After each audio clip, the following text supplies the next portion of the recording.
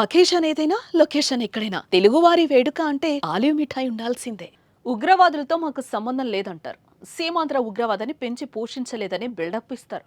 కానీ ఉగ్రవాదులను చంపితే మాత్రం పాకిస్తాన్ ఉలిక్కి పడిపోతోంది. భారత్పై విషం చిమ్ముతోంది.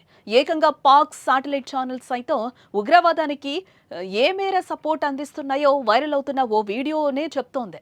ఉగ్రవాదులపై దాడిని చదువుతున్న యాంకర్ లైవ్లో ముసలి కన్నీరు కార్చింది. ఉగ్రవాదులు చనిపోయినందుకు తెగ బాధపడిపోతోంది. బోరున ఏడుస్తూ వార్తలు చదువుతోంది. ఒక్కసారి ఆ వీడియోను మీరు కూడా చూడండి.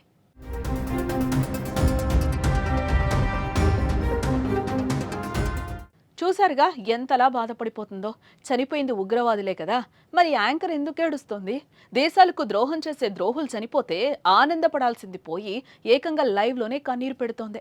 ఈ ఒక్క వీడియో చాలు ఉగ్రవాదాన్ని పాకు దేశం, ఆ దేశ ప్రజలు ఎంతలా గుండెల్లో పెట్టుకున్నారు. ఆమె ఏడవడంపై సోషల్ మీడియాలో విపరీతమైన ట్రోలింగ్స్ జరుగుతున్నాయి. ఉగ్రవాదులను చంపేస్తే మీకేం నొప్పి అంటూ సూటిగా ప్రశ్నిస్తున్నారు నెటిజన్లు.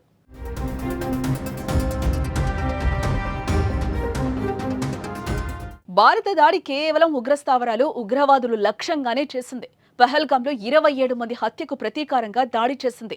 ఈ దాడిలో పాక్ సైన్యాన్ని కానీ, పాక్ ప్రజలను కానీ ఎటువంటి హాని జరగలేదు. ఉగ్ర క్యాంపులు పైనే మాత్రమే బాంబులు పడ్డాయి. సుమారు 100 మంది ఉగ్రవాదులు హతమయ్యారు. భారత్ దాడిని అన్ని దేశాలు స్వాగతిస్తున్నాయి. కానీ ఆ దేశం మాత్రం తట్టుకోలేకపోతోందే. ఉగ్రవాదులపై దాడులు జరిపితే ఆ దేశం సైన్యం మన దేశ అమాయకపు ప్రజలపై ఫైరింగ్ చేస్తోంది. జమ్మూలోని గ్రామాలపై దాడులు చేస్తోంది. 10 మంది భారతదేశ ప్రజలను చంపేసింది. ఇది ఆ దేశపు నీచపు బుద్ధి. ఇదే తీరును కొనసాగిస్తే మాత్రం భారత్ మరో దెబ్బ కొడితే ఈసారి మాత్రం ఆ దేశాన్ని తాకక తప్పదు. మరి ఈ యాంకర్ ఏడుపుపై మీ కామెంట్ ఏంటి?